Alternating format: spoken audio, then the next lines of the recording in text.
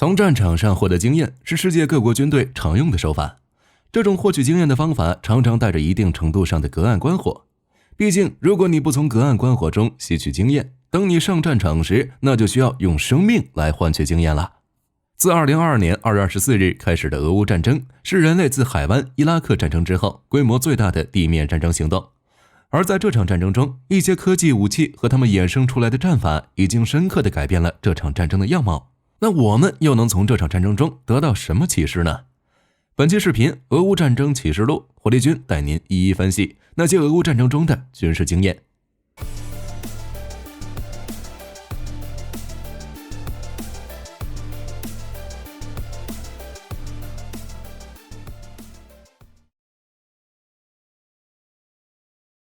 如果说俄乌战争至于海湾战争最大的不同，那就是俄乌战争并没有以大规模空袭拉开序幕。我们都知道，在海湾战争中，联军发动了代号为沙漠风暴的大规模空袭行动，迅速地粉碎了伊军的抵抗能力，从而使联军地面部队的推进几乎没有遭到抵抗。而海湾战争的战损也因为空袭的作用而少得可怜。而俄乌战争中，我们能发现第一天的军事行动主要是以对重要目标节点的空袭为主，强度并不高，而且行动相当短促，并没有对整个战局起到决定性的作用。火力军认为，这主要是以下几个原因所导致的。首先是一个猜测的原因，根据俄罗斯的武装力量在2月24日当天对乌克兰的进攻来看，他们想要采取的是中心开花战术，先拿下基辅及其周边节点，再逼迫乌军放弃成建制的抵抗，最后以小代价控制乌克兰。在这个大的战略目标下，大规模空袭是首要被否决的项目，因为大规模空袭会大量摧毁乌克兰的基建，这对于尚且需要乌克兰发光发热的俄罗斯来说是非常不利的。所以这种大战略下的导向就是，俄军第一天发动的空袭是以对一些节点目标的精确打击为主。其次，俄军空袭作用不大，还要归结于乌克兰的防空部队在开战时发挥的作用。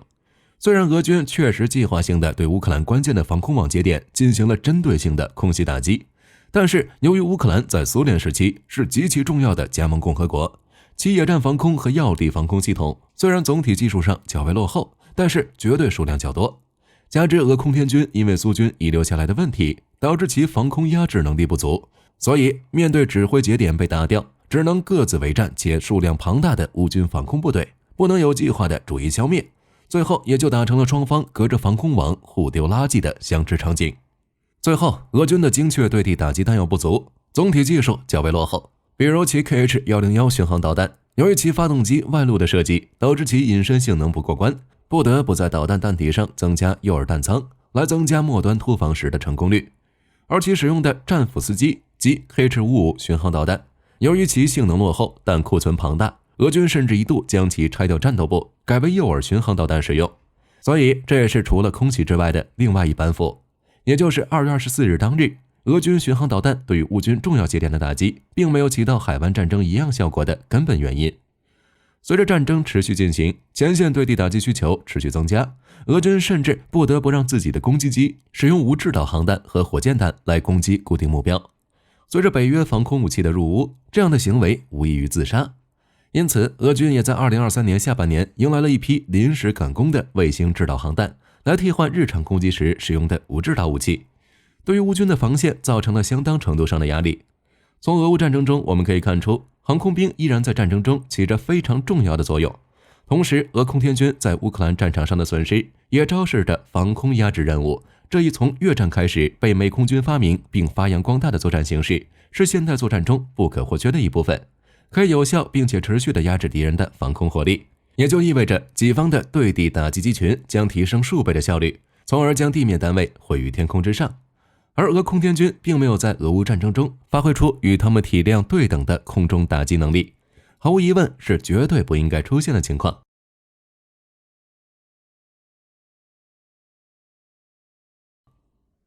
让我们将目光转向地面，自从拿破仑将炮兵盛赞为战争之神，已经过去了几百年。在二战中的苏德战场上，可以说火炮和装甲部队是决定了战局的走向。苏军尤其喜欢在进攻方向上密密麻麻堆上一大堆火炮，通过对德军阵地的火力覆盖，摧毁敌人的防线，并且震慑敌人的思维，瓦解他们的战斗意志。等到了冷战时期，随着一系列炮兵雷达的出现，炮兵阵地的位置将会被快速定位，反击炮火会在5到10分钟之内摧毁开火的炮兵阵地。所以各国在这时又开始强调自行火炮快打快跑的重要性。即使是这样，火炮也依然占据了战场上火力支援的决定性地位。毕竟世界上的大部分空军的密集支援的速度都无法和随叫随到的炮火相提并论。而且随着军事技术的发展，火炮也发展出了诸如 GPS 和激光制导炮弹这种精确打击武器，其精度甚至可以满足通过直接命中来摧毁坦克或者机枪碉堡这样大小的目标，可谓是打击效率的又一次飞跃。曾经在海湾战争中，军事学家们认为，如果战术空袭的能力持续发展下去的话，那么攻击机将很快取代火炮，这种飞行大炮能执行的任务会比传统的火炮多得多。但是俄乌战争却给了这种空袭学说的当头一棒。在俄乌战争中，由于双方同样的 SEAD 任务能力缺失，加上双方同样缺少精确对地打击弹药，所以火炮依然回到了战场之神的位置上。并且在俄乌战争前线的行动中，任何一种武器都没有火炮重要，尤其是本场战争的明星武器和 MVP 美元 M142 高机动性多管火箭系统，也就是各位常说的海马斯。由于其射程远，打击精度高，经常被乌军用作对俄军重要的节点摧毁的作用。其较高的打击精度可以通过1到2发制导火箭弹摧毁目标，大大节省弹药和暴露时间。在美军中，海马斯有一个绰号被称为80千米狙击手，也在说明其攻击精度之高。随着各种廉价的精确制导火箭弹的研发，类似于海马斯这种的高精度火箭炮系统，在未来的战争中会变成主流。因为精确制导火箭弹弥补了一个最重要的问题，也就是火箭炮和深管炮之间的精度问题。在这之前，火箭炮因为其只能对一个大范围目标进行打击，所以一般只被作为一种短促的火力爆发武器使用，而长时间高精度的对目标打击还是要靠深管炮来。但是精确制导火箭弹，比如海马斯使用的 GMLRS， 就直接抹平了火箭炮和深管炮的精度差距。而且在现代战争环境下，是个单位都有反炮兵雷达的大前提下，火箭炮的射程远和爆发高反而变成了它的优势。很多时间，即使敌军发现了火箭弹，即使通过反炮兵雷达测算出了发射阵地，这个距离也足以使很多火炮望洋兴叹，根本无法对其做出有效的反制。而高爆发则意味着它可以短时间内打出大量高精度火力，即使在敌人的炮兵火力范围内执行任务，它也可以打了就跑，几秒钟就能将火箭巢全部清空。外加轮式底盘的高机动性，很多时候即使俄军想要对这种系统进行反制，打出去的炮弹也无法命中早已撤离阵地的海马斯。因此，俄乌战争为现代多管火箭炮系统即 MLRS 揭示了一些全新的使用方法。在下一场战争中，精确制导的轮式多管火箭炮可能成为各国军事理论中的宠儿，从而逐渐替代现如今各国正在装备的卡车炮的位置。另外，因为美制 MLRS 的特殊性，所以它也被作为一种陆军战术导弹发射架来使用。据称，俄乌战争中，乌军使用 ATACMS 这种陆军短程战术导弹来毁灭俄军的指挥节点的战法，似乎也预示着类似于 9K720 伊斯坎德尔短程弹道导弹这种专职的陆基短程战术导弹的发展趋势，是融合进多管火箭炮系统，实现高度通用的弹件共架发射。当然，我们既然聊到了俄乌战争中战争之神的重要性，就不得不提到在俄乌战争中无人机的使用。毕竟你的火炮再准也无法看见目标，也就无法命中目标，而给火炮插上眼睛的就是在战争中大规模使用的无人机。这些无人机一部分起到了侦察的作用，成为侦察部队和前线火炮观察哨的眼睛，另外一部分则成为了微型攻击机，比如传统的4轴摄影无人机就可以用作悬停轰炸，而更小一些的 FPV 无人机则承担起了巡弋式反坦克导弹的作用。可以说，无人机的使用让信息和攻击两端的能力得到了前所未有的增强。很多军事评论家将纳卡战争称之为无人机战争，而在火力军看来，俄乌战争才是切切实实的无人机战争。尤其在侦察方面，无人机发挥了非常大的作用，可谓是直接改观了前线侦察单位的工作方式。在之前，前线侦察单位必须要目视目标，那就需要在敌人的眼皮子底下设置观察哨，一旦被暴露，侦察人员就面临着生命危险。可当无人机出现之后，一切就大不相同。前线侦察单位只需要窝在哪个信号还可以的地方，就可以使用摄影4轴无人机将敌方的动向看得一清二楚。由于这些无人机的视觉和听觉特征很小，所以它们很难被发现，这就让侦察往往可以变成战场的单向透明。同时，由于这些无人机为了寻迹返回，所以其大多使用 GPS 定位系统进行定位，这也为召唤火炮支援提供了便利的条件。根据乌军的报道，他们的火炮观察哨只需要在掩体中操作无人机，根据三角函数计算图像中所显示的大致距离，再结合无人机当前的 GPS 定位，就可以精确定位目标的坐标，从而召唤炮火在几分钟内覆盖目标。这样的流程大大提高了火炮的打击速度和打击效率。当然，作为有意识弹药的无人机则更值得说道。火力军经常将俄乌战争称为反坦克火力大于装甲数量的战争，很大程度上都要归功于使用 FPV 无人机制造的有意识反坦克导弹。这些无人机可以将反坦克和反步兵火力扩展到掩体之后，是真正的反掩体武器。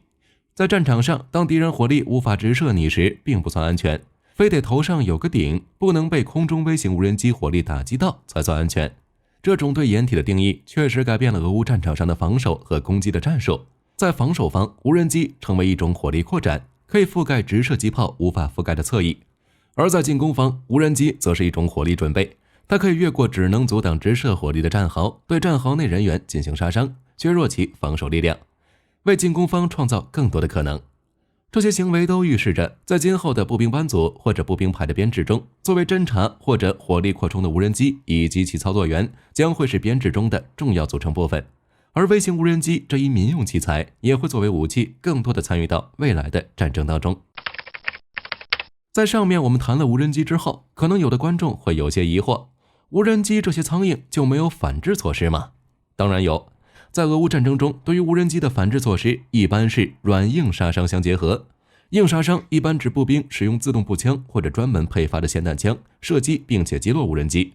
而软杀伤则要看俄军步兵配发的无人机背包式干扰器以及俄军坦克上安装的防波提琴车载电子干扰系统。由于民用无人机的信道并没有复杂的加密，而其操控端也没有任何复杂的电子对抗措施，所以想要干扰它们还是轻而易举的。不过，矛盾攻防总是螺旋上升的。针对于乌军的民用电子干扰措施，俄军在2024年首次针对性投入了一种光纤控制的无人机，和 TOW 式导弹一样，采用光纤将操控信号有线传输，直接规避了任何的无线干扰可能。不过，无人机只是俄乌战场上电子干扰和电子对抗的一个缩影。我们都知道，由于在战争一开始，俄军因为后勤补给问题 ，BTG 几乎丢掉了旅里全部的电子对抗设备。并且其一线加密步话机装备数量极少，只能使用 UV5A 这种民用手台进行通讯，这也就让乌军进行通话干扰以及信息欺骗成为了可能。更不堪的是，新加坡防长已经确认 F-35 已经标记并且收集了俄军地空导弹部队的位置和信号特征，并且将其分享给北约。对此新闻，火力军认为很大可能上乌军也拿到了这份电子信号图，从而做出了针对性部署。并且对于俄罗斯空天军接连被打掉2架 A50U 的损失，火力军也认为其中有极大可能是 F-35 进行的远程干扰，诱使俄军 A50U 进入乌克兰腹地，从而为乌防空单位和战斗机部队创造战果。因此，我们不难发现，即使是在普遍被认为是低技术力战争的俄乌战争中，电子干扰和电子对抗往往能决定一场战争的走向。而俄军 BTG 的教训也说明了电子对抗单位不能过于集中和高度集成，否则当部队遭遇战损或者干脆就是非战斗损失时，电子对抗单位将快速损失战斗力。毕竟精密仪器和步兵不一样，步兵有吃的就能动，而这些电子对抗设备少了一根晶体管就要罢工。根据这个教训来看，美军正在研发攻关的分布式电子对抗系统将会是未来电子干扰和电子对抗的主流方向。因为分布式的电子对抗可以有机调配资源，达成敌强我强、敌弱我弱的均衡态势，避免资源浪费的同时，也可以避免设备损失导致的电子对抗网络的快速崩溃。即使真的有一个或者几个对抗节点因为各种原因下线，在美军设想中，每个节点都可以成为指挥节点，这也就达成了电子对抗网络最大程度上的抗损能力，让敌人无法软压制，更无法硬杀伤，让战场的制电磁权牢牢掌握在己方部队手中，确保战斗的胜利。好了，以上就是火力军总结的俄乌战争能给世界带来什么启示。如果您还有什么要补充的，欢迎在评论区和大家一起讨论。我是火力军，咱们下期视频见。既然我们谈到了在进攻中被抛弃的俄军电子对抗车，那在最后不得不提的就是俄乌战争中的后勤补给问题。对于俄军来说，在开战后1周内，其地面部队无法持续扩大战果的问题，不是乌军防线有多铜墙铁壁，而是俄军自身的补给严重不足。尤其是油料方面，因为油料的短缺，俄军不得不将车辆走一路丢一路。等到了乌军的防线面前，就连坦克也就只剩下了经典的最后一勺油了。而一些部队更是因为没有准备足够的口粮，士兵要一边行军，一边从路过的居民家中乞讨，或者干脆用征用食物来确保自己在遇见敌人之前不被饿死。造成如此严重的后勤问题，归根结底是俄军在军改中大规模裁撤了后勤补给单位，并且将其分批转给军事承包商。不过在开战时，军事承包商可不会冒着枪林弹雨以及被乌军特种部队当场射杀的风险来维持俄军的补给线，故而俄军的补给短缺问题实际上是意料之中的。其源头依然在于俄高层认为俄军不会打一场大规模战争，所以就只准备了应对小规模战争的后勤部队。俄军的惨痛教训告诉了世界，任何时候保持一支和自己军队体量相当的后勤部队是非常有必要的行为，即使这会占据很多经费。除了从后方到前线的补给，另外一点值得聊聊的是乌军的教训，那就是后方的补给生产问题。在2023年下半年到2024年的现在，乌军面临了相当程度上的弹药短缺危机。这种危机主要是因为国内弹药库存打光，援助杯水车薪，而生产上又无法跟上导致的。这其中对战线影响最大的就是各种榴弹炮的高爆弹。虽然在和平年代这些弹药十分不起眼，甚至在各国榴弹炮都转产精确制导弹药的面前，像是炮兵部队迈入新时代的一种累赘。但俄乌战争的经验告诉我们，真的在前线相持绞肉的时候，即使是最普通的库存高爆弹也会被火炮快速消耗。而由于平时因为经济考虑不再大规模制造此类弹药，当战争进入白热化后，再加大弹药生产的规模，是完全无法供应得起前线的消耗的。等弹药库存完全见底，那前线就会陷入到可怕的弹药短缺之中。因此，在和平时期维持必要的弹药生产能力，以及为此采购必要的生产设备，是维持战斗力的最佳选择。